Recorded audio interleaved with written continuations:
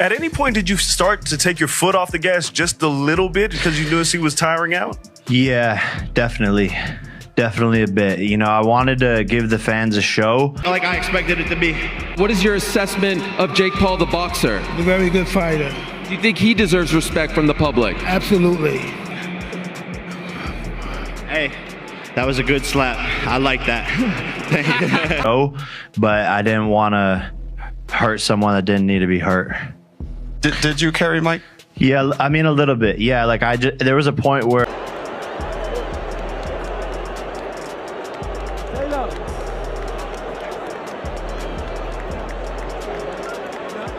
At any point did you start to take your foot off the gas just a little bit because you knew he was tiring out? Yeah, definitely a bit. You know, I wanted to give the fans a show. Finally, Iron Mike Tyson has made the sad admission that his fight with Jake Paul wasn't the pure boxing fight many had expected, as they had most parts of the fight scripted well, while he gave the reason that the fight would have been stopped by the Texas Department of Licensing and Regulations if they didn't agree to script most parts of it. Boxing fans didn't find his excuse reasonable enough. This was disappointing for many, especially those who saw the fight between Iron Mike Tyson and Jake Paul as a contention for the sport of boxing, where Mike Tyson represented boxing in all of its nuances, right from the amateurs, the rankings, the trainings and sparring, the ideal way of making champions, and most importantly the triumphs like I expected it to be. What is your assessment of Jake Paul, the boxer?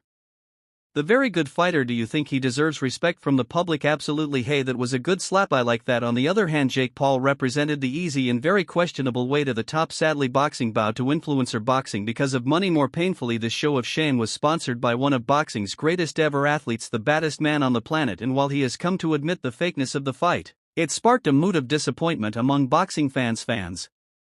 A show, but I didn't want to hurt someone that didn't need to be hurt. Did you carry Mike? Yeah, I mean a little bit. Yeah, there was a point where immediately after the fight the all-time youngest world heavyweight champion took to X to explain everything that seemed to have gone wrong in the build-up to the fight, while admitting the fight was scripted to some point to avoid more health risks. In fact, the fight ended the same way actors would bade their audience goodbye after their performance. Boxing legend Mike Tyson claimed he was proud despite defeat, but partially because he overcame a medical issue, the extent of which had not been publicly revealed pre-fight. In his first social media statement following Friday's defeat to Jake Paul, Tyson said he almost died and lost half of my blood during a medical episode earlier this year. Music.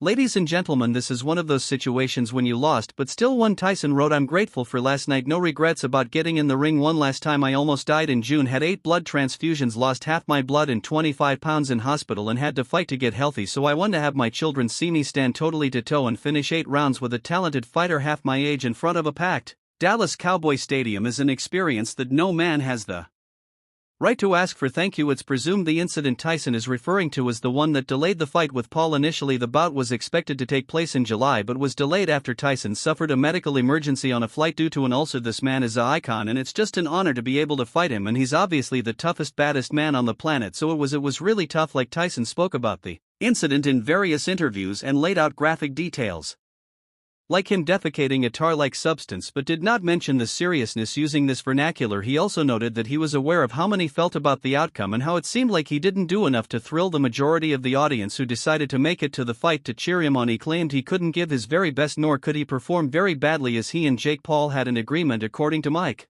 Tyson, the fight wasn't entirely scripted, but he and Jake Paul knew they had to be easy on each other, and they both had to avoid knockdowns or knockouts to some extent. His social media post was appealing. It seemed to calm the millions of disappointed fans who were just disappointed at the fight and his performance, but also at Netflix, whose sports streaming debut worsened the whole night's display. Is this possibly the last time for you? I don't think so. You've got more in you. Who comes to mind? Well, I don't know. Maybe his brother. A fan on X tweeted, "You're still the GOAT, Iron Mike Tyson. I dare anyone else to try and do the same." Another added, "You're still the baddest man on the planet. Glad my kids and I got to see you in the ring one more time." One last fan added, "Honestly, you showed durability, heart, and above all else resilience to overcome what happened in June and even get in the ring is the biggest win of the night. Forever the GOAT." This, however, did not echo the sentiments of many active boxers like Terrence Crawford, Tony Bellew, and Von Davis, who felt it was a messy show. Regardless, you want to fight Logan. I think he said you might be next. __A.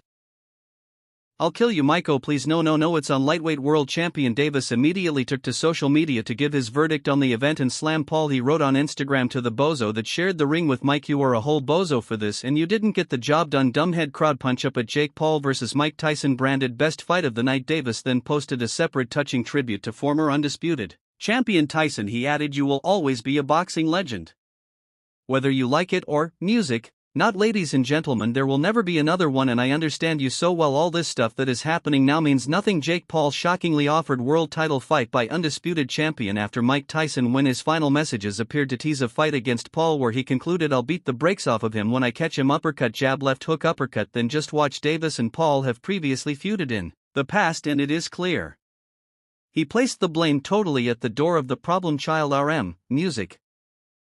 Paulie was then asked about Davis's comments at the post-fight press conference, and an inevitable fight response came to fruition. Yeah, I mean, I'd be down to fight, let's run it, he said. Is there a height limit in boxing? Trent Davis just posted that he would beat the brakes off for you if you guys fight. Yeah, I mean, I'll be down, let's run it, like I'll be super down. Javant needs J. Paul. Paul himself was delighted with how the spectacle turned out, with a contentious win over the icon now on his professional record, and the 27-year-old was keen to salute his rival at the final bell, not steal the limelight. Mike Tyson, he's a legend, he's the greatest to ever do it. I look up to him, and we wouldn't be here today without him. This man is an icon, and it's an honor to fight him. It was tough, like I expected it to be. He's exactly what I thought, one of the greatest to ever do it. This night is not about me. I want to thank the real heroes, the U.S. military, the doctors, the nurses in the are the cops, the farmers, all the people that make this world go around. You know, I was just like, okay, he's not really engaging back, and so I don't know if he's tired or whatever, and I could just tell, you know, his age was showing a little bit, and I just have so much respect for him. I was trying to hurt him a little bit. I was scared he was going to hurt me. I was trying to hurt him. I did my best. Meanwhile, Tony Bello insists the boxing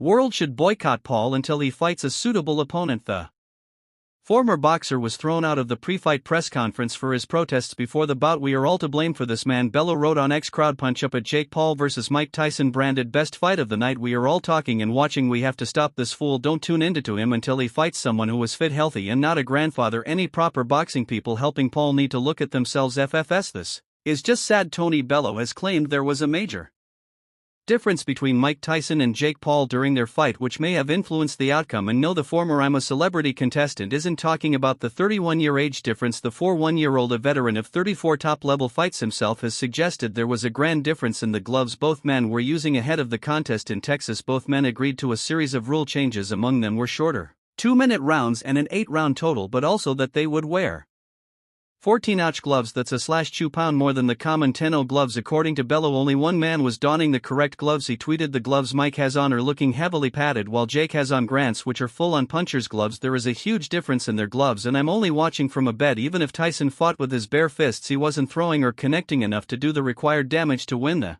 former undisputed heavyweight champion landed 18 punches in total and had 2 rounds where he didn't land any strikes at all. He was clearly tired and or in pain after the early rounds. It's amazing he managed what he did. Paul had been widely criticized for taking on a 58-year-old Tyson in a professional boxing bout with Bello. Chief among his detractors, Bello caused a stir in Texas this week for trolling Paul, but the former cruiserweight world champion found some kinder words for the problem child after he defeated Tyson. I don't like this stupid idiot kid, but I will say this, he stopped beating on Mike there and showed him some respect and dignity by letting him survive. He didn't go for the KO there, he stepped off him and let him be. Mike, we all adore you, king, you're a superhero to all of us from the proper fight business. The common prevailing sentiment following the fight is that Tyson is a legend, and we appreciate he made it out of that fight healthy. This guy is music legit. Is it Tony? I can't tell. Is it Tony? 50 extra P. Paul